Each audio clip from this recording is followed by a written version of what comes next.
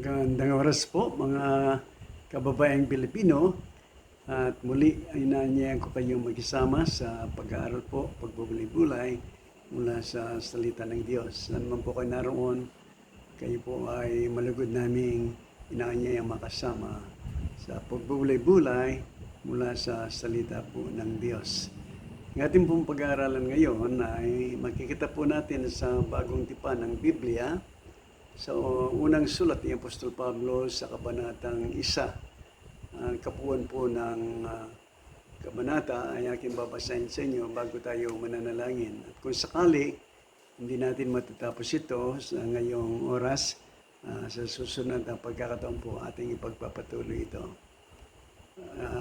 Unang Tesalonica, Kabanatang 1, nagsisimula sa talatang 1 hanggang sa mga sumusunod na mga talata. Si Pablo at si Silvanos at si Timoteo sa iglesia ng mga taga-Tesalonica, sa Diyos Ama at sa Panginoong Jesucristo, sumanyo nawa ang biyaya at kapayapaan. Nagpapasalamat kaming lagi sa Diyos dahil sa inyong lahat na aming binabanggit kayo sa aming mga panalangin, na aming inaalaalang walang patid sa harapan ng ating Diyos at Ama ang inyong gawa sa pananampalataya at pagpapagal sa pag-ibig at pagtitiis sa pag-asa sa ating Panginoong Jesucristo. Yamang aming nalalaman, mga kapatid na minamahal ng Diyos, ang pagkahirang sa inyo. Kung paano ang aming ebanghelyo ay hindi dumating sa inyo sa salita lamang, kundi sa kapangyarihan din naman at sa Espiritu Santo at sa lubos na katiwasayan na gaya ng inyong nalalaman kung anong pagkatao namin ang aming ipinakita sa inyo dahil sa inyo.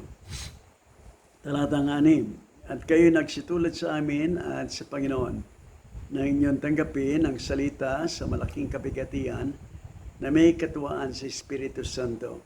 Dapat kayo naging uliran ng lahat na nananampalatayang nangasa Macedonia at nangasa Akaya. Kapagkat mula sa inyo'y nabansag ang salita ng Panginoon, hindi lamang sa Macedonia at Akaya, kundi sa lahat ng mga dako ay natanyag ang inyong pananampalataya sa Diyos. Dapat kami ay wala nang kailangang magsabi pa ng anuman. Talatang 9 at 10, sapagkat sila rin naman ang nagbalita tungkol sa amin kung paano nakapasok kami sa inyo at kung paano nagbalik kayo sa Diyos mula sa mga Diyos-Diyosan upang maglingkod sa Diyos na buhay at tunay at upang hintayin ang kanyang anak na mula sa langit na kanyang ibinangon sa mga patay, si Jesus nga na magligtas sa atin mula sa galit na darating. Pagpalain po ng Diyos ang kanyang mga salita sa ating mga puso. Tayo po'y saglit na manalangin. Amang Diyos na Ama namin, nasa langit, kami po ay dumudurog sa inyo sa mga sandali ito upang magpasalamat. At kami binigyan mo ng muling pagkakataon na makapag-aral po ng iyong banal na salita. At tulungan mo kami, Espiritu Santo, na maunawaan po namin ang mga salitang ito at magsilbing kapakipakinabang sa buhay spiritual ng bawat isa nakasama at higit sa lahat makapagbigay lugod sa inyong pong dakilang pangalan. At ito po ang aming dalangin na may pagpapasalamat sa pangalan ko Jesucristo na aming Panginoon. Amen. Amen. Okay, binigyan ko po o nilagyan ng titulo o paksa ang ating aralin ng ganito: sanhi o dailan at bunga. Ano po? Dahilan at bunga. Sa salitang English po, cause and effect. Okay, bago magkaroon ng epekto, bunga ay merong dahilan. Okay, ito po yung pinakapamagat natin. Bakit nagkaroon ng isang iglesia lokal o grupo ng mananampalataya sa bayan ng Thessalonica? Ito po ay nangyari noong si Apostol Pablo at Silas at Timoteo ay mangaral sa kanilang tinatawag na second missionary journey, po nakapagpasimula silang umangaral ng Ebanghelyo sa dako ng Thessalonica ng Macedonia. At bunga nito, nagkaroon po ng mga mananampalataya sa lugar na iyon. Sa katotohanan, na po itong sulat ni Pablo sa kanila ay ito yung isa sa mga naunang mga sulat niya sa mga iglesia sa Thessalonica at preserve po yan ng Diyos upang ito po ay magsilbing pakinabang din sa atin. Katulad ngayon sa pag-aaral natin, ang tinatalakay natin ang sulat ni Pablo sa mga taga-Thessalonica na mananampalataya. Sa talatang 2 at 3, sinasabi po rito ang tatlong bagay kung bakit lagi silang nagpapasalamat sa Diyos. Ito po ay dahil sa kanila. Sabi po ni Apostol Pablo, ang kanilang pagpapasalamat sa Diyos dahil sa kanilang gawa sa pananampalataya. Ang ibig sabihin, yung pong pananampalataya nila sa Diyos at kay Kristo Jesus na kanilang tagapagligtas at Panginoon, ay merong sinasabing gawa. Ano po? Ibig sabihin na hindi po siya patay na pananampalataya. Sapagkat merong pong patay na pananampalataya, gaya na sinasabi ni Santiago, na ang pananampalataya na walang gawa ay patay.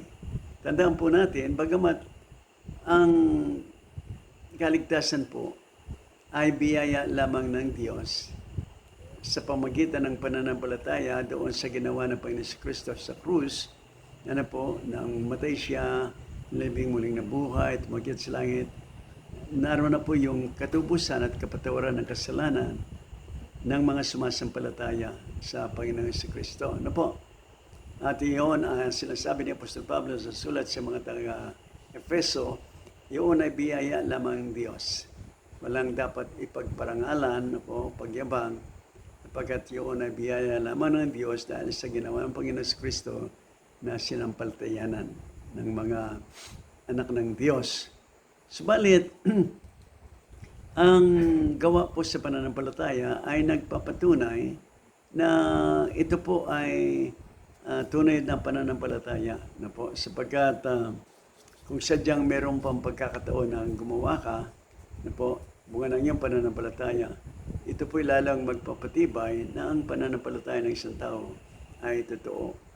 In fact po, nung Nunong Abraham ay gumawa po siya, yon ang nagsabing dahil sa gawa ng kanyang pananampalataya ay inaring banal siya ng Diyos. Hindi po yung gawa nagiging dahilan ng pagkaaring banal sa Diyos, kundi yung pananampalataya, subalit nagpapatibay na ang pananampalataya ay tunay kung may gawa ito. Hindi siya patay. Okay, yun po ang sinasabi ni Pablo sa kanila na sila ay lagi nagpapasalamat sa Diyos dahil sa kanilang gawa sa pananampalataya. Pangalawa, ang dahilan po kung bakit sila ay lagi nagpapasalamat sa Diyos dahil sa mga mananampalataya sa Thessalonica, ang kanilang pagpapagal sa pag-ibig. Ibig sabihin, yung kanilang pag-ibig ay hindi lamang salita. Kadalasan po kasi marami sa mga tao na ang pag-ibig ay hanggang sa salita lamang.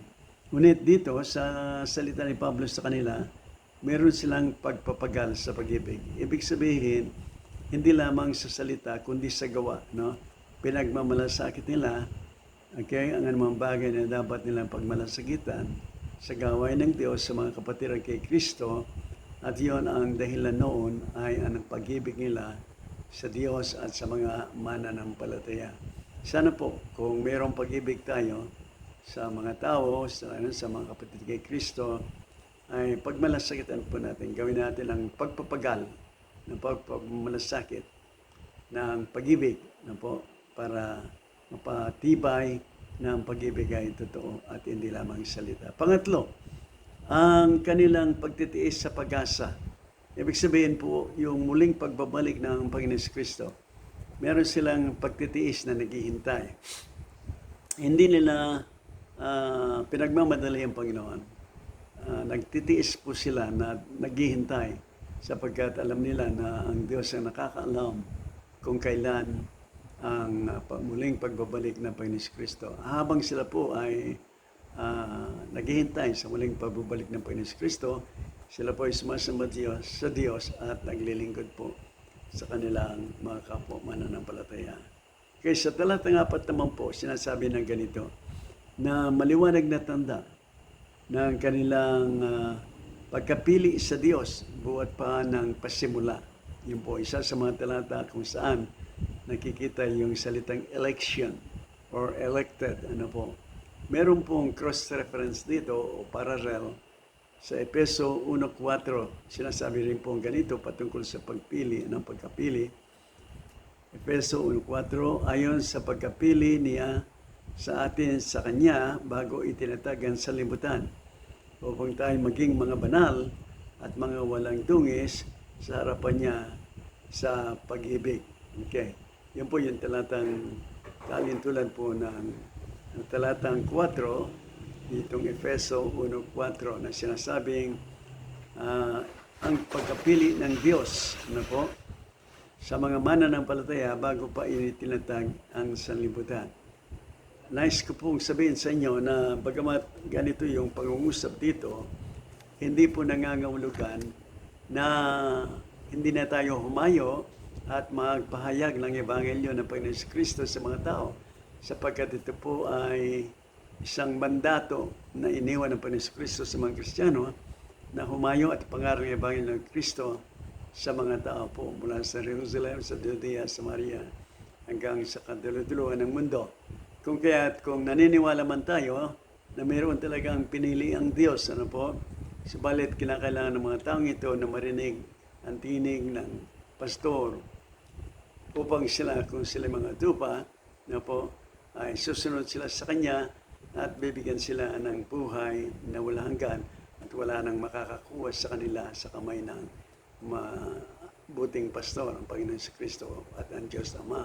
Na po, so, ganun po ang aking paniniwala dito. Bagamat kung tayo naniniwala na bago pa po tinatag ang sanlibutan, meron ng pinili ang Diyos, ano?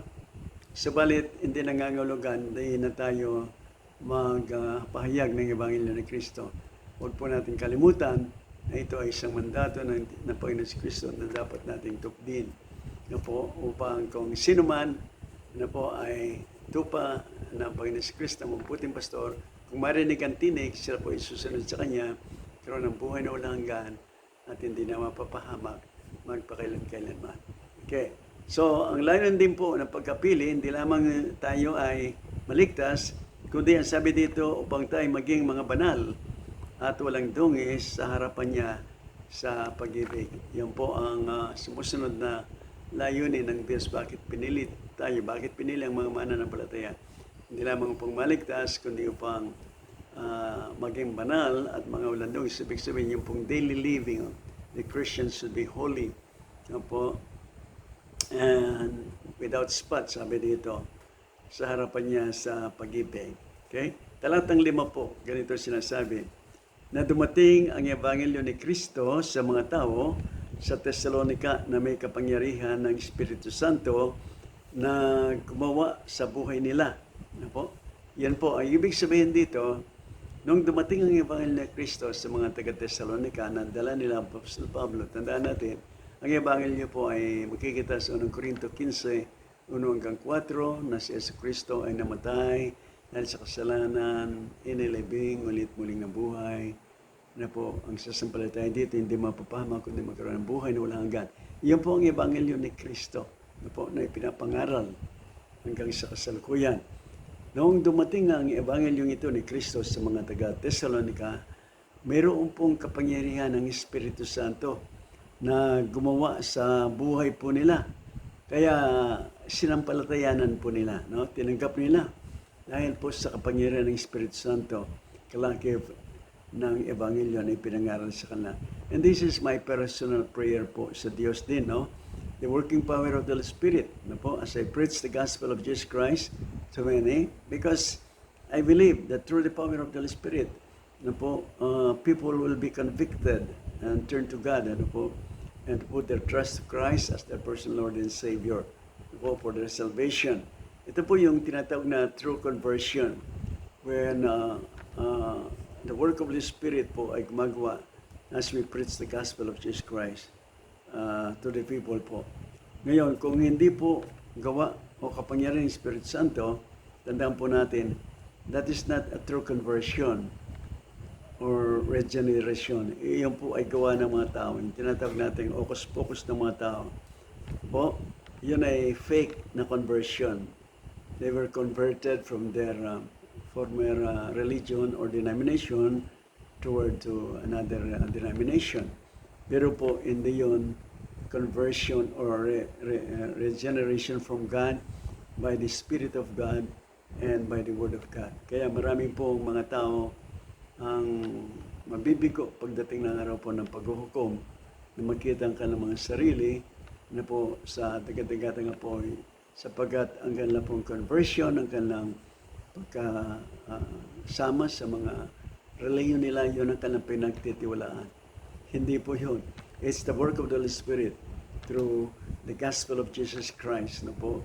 Doon makita mo kasi ang iyong pagiging makasalanan, kailangan kang magsisi dito, tatalik ka dito, toward godliness.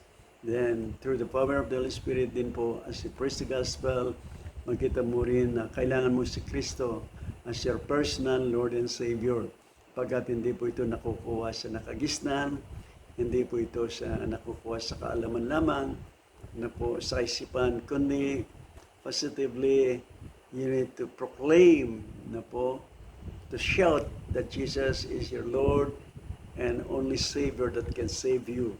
Yan po ang tunay na paraan ng conversion. Na po, hindi denomination, hindi religion, kundi ang gawa ng Espiritu Santo through the gospel of Christ.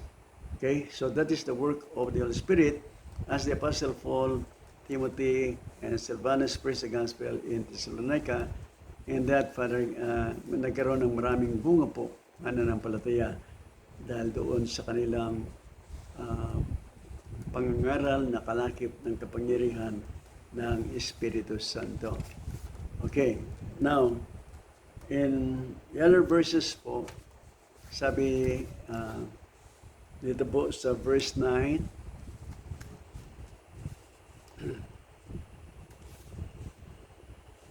sapagkat sila rin naman ang nagbalita tungkol sa amin kung paanong nakapasok kami sa inyo at kung paanong nagbalik kayo sa Diyos mula sa Diyos-Diyosan upang maglingkod sa Diyos na buhay at tunay at upang hintayin ang kanyang anak na mula sa langit na kanyang ibinago sa mga patay, si Jesus nga na nagligtas sa atin mula sa galit na darating.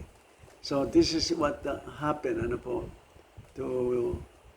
the people in Thessalonica when they heard the gospel of Jesus Christ through the Apostle Paul and his company. And sabi dito,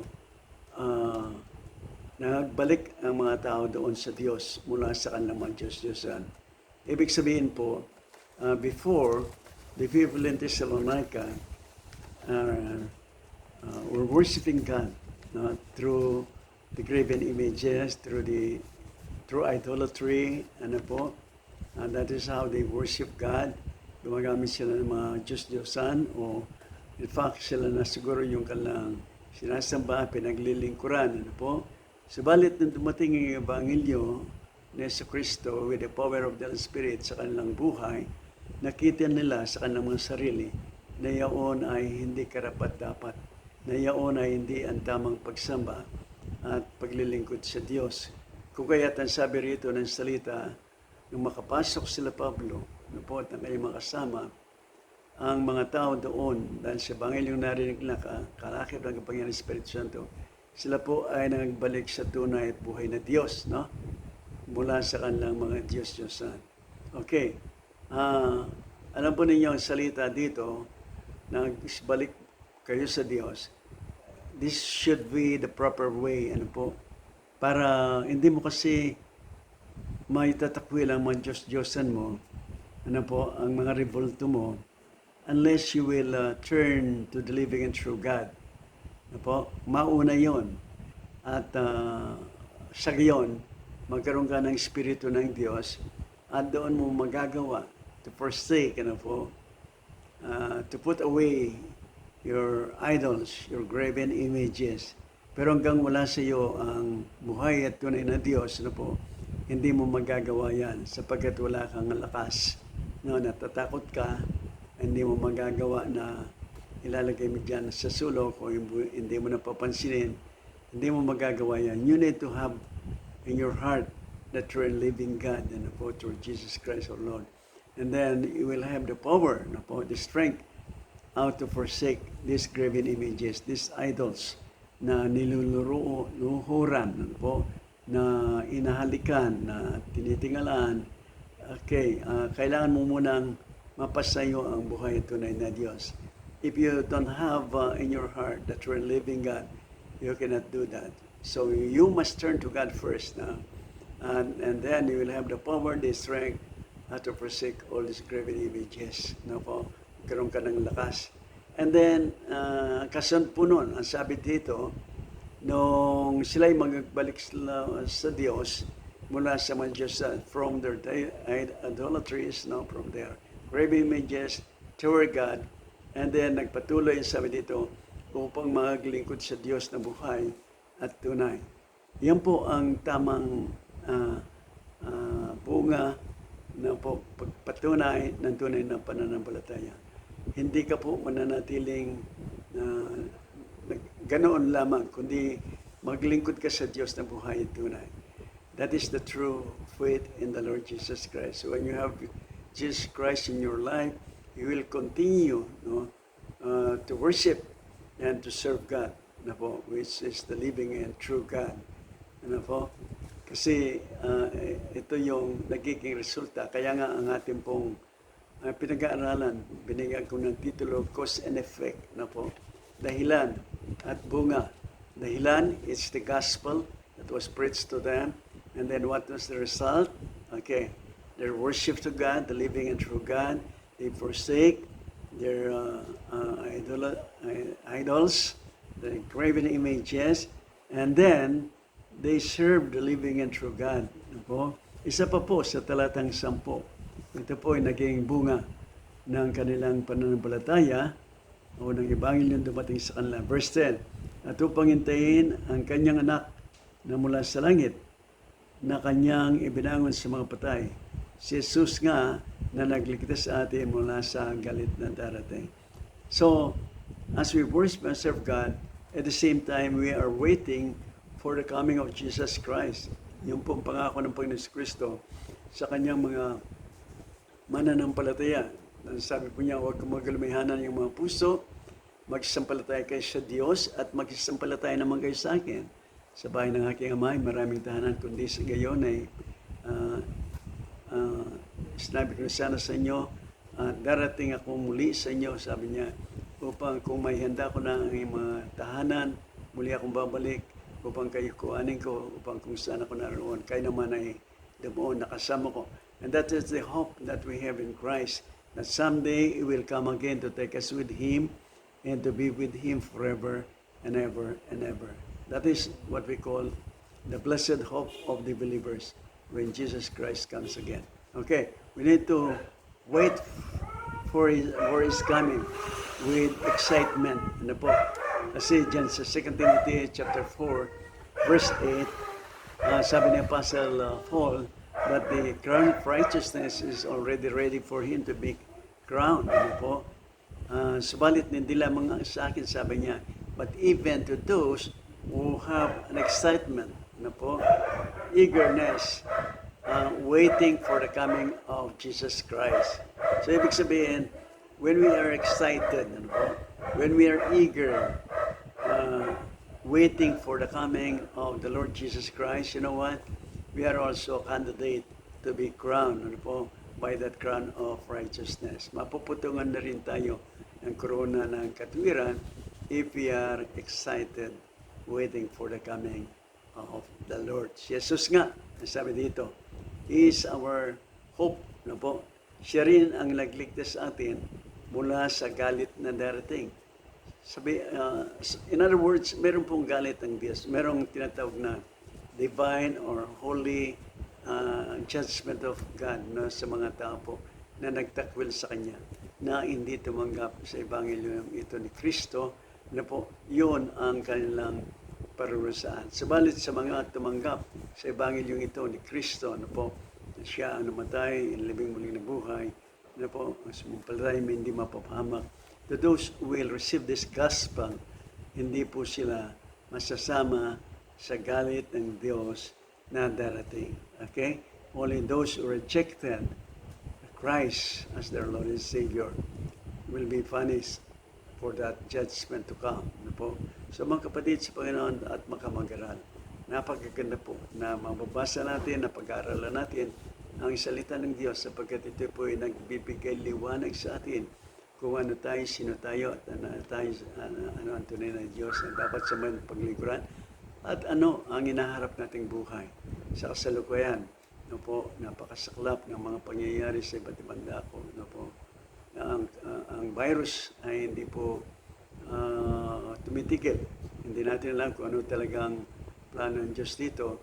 Subalit one thing that I can assure you, if you have Christ in your life, whatever happened in your life, kung kamot may sabi nga, we'll have a great destination or you will have joy na po na darating sa inyo, okay, from this life to the life in eternity na po, ang katuwaan ay mapapasa iyo. Kung ikaw ay tunay na anak ng Diyos dahil kay Kristo Jesus. Tandaan po natin, ang katangian ng mga nakita nating mananampalataya dito, na po, meron silang gawa sa pananampalataya, meron silang pagpapagal sa pag-ibig, meron silang pagtitiis sa pag-asa, sa paghihintay, sa muling pagbubalik ng Panginoon Kristo.